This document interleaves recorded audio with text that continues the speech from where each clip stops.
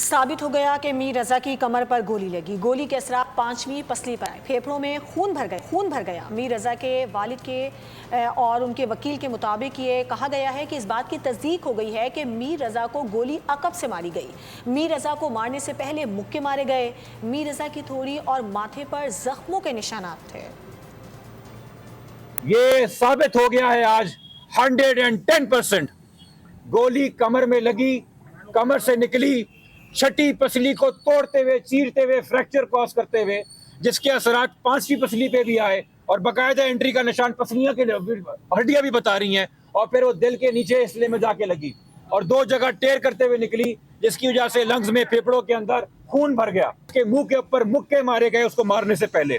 اس کے منہ کے اندر کا تالو کا ایریا، زبان کا ایریا اور اندر کے گال کا ایریا، اس کے اندر سے ایسا کنجیلڈ کالا مواد ملا ہے جو باڈی کے اندر قدرتی طور پہ نہیں ملتا۔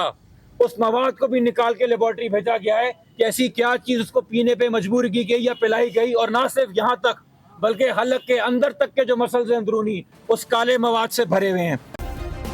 سبسکرائب کریں اور بیل دبائیں تاکہ کوئی خبر رہ نہ جائے۔